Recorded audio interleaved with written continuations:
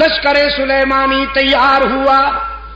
اس لشکر میں انسان بھی شامل ہیں، حیوان بھی شامل ہیں، پرندے بھی شامل ہیں. احقاق حق اور ابطال باطل کے پروگرام پر سلیمانی لشکر رواں دواں ہے.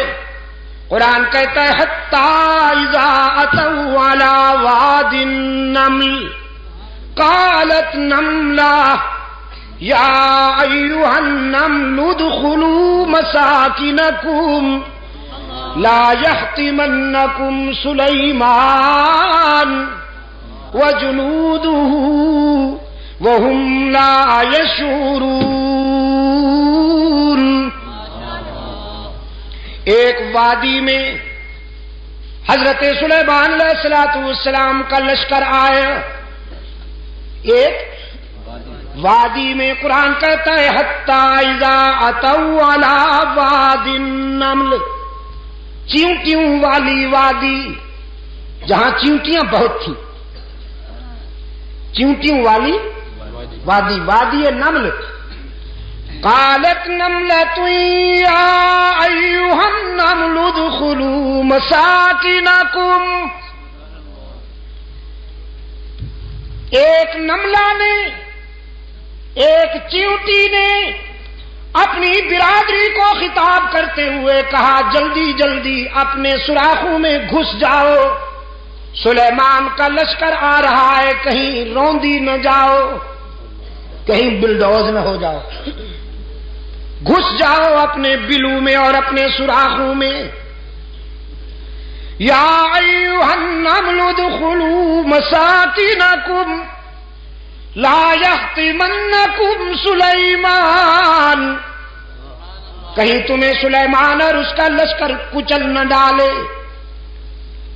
سوال ہوا پیغمبر تو بڑا رحم دل ہوتا ہے، وہ اس کمزور اور حقیر مخلوق کو کیوں کر روندے گا؟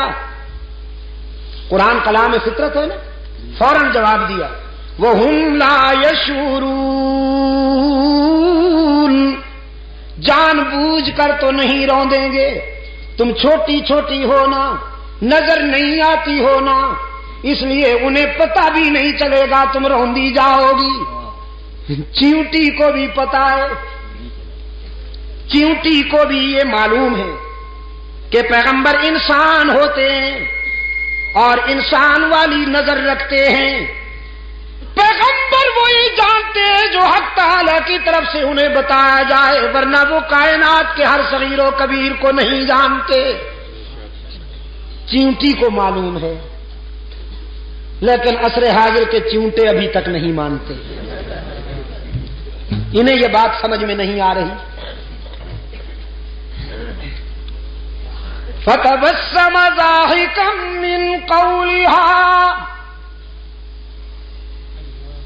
چیونٹی کے یہ بات سن کر حضرت سلیمان علیہ السلام مسکرا دیے.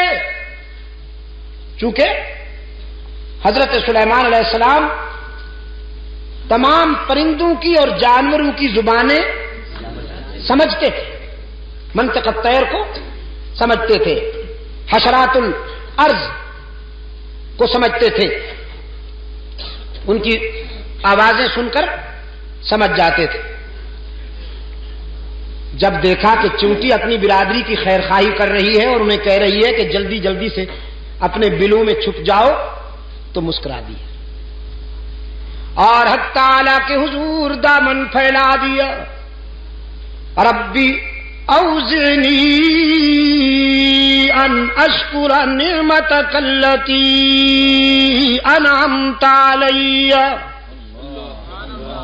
وعلی والدی وان اعمل صالحا ترضاه وادخلنی برحمتک فی عبادک الصالحین.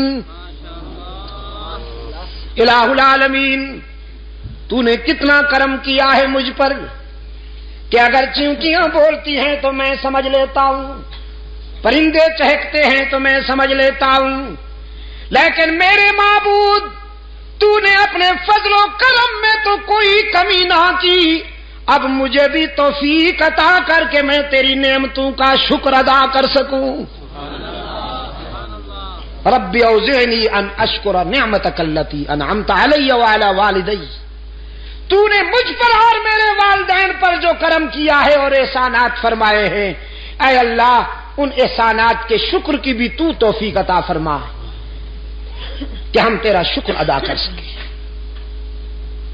عزیز دوستو،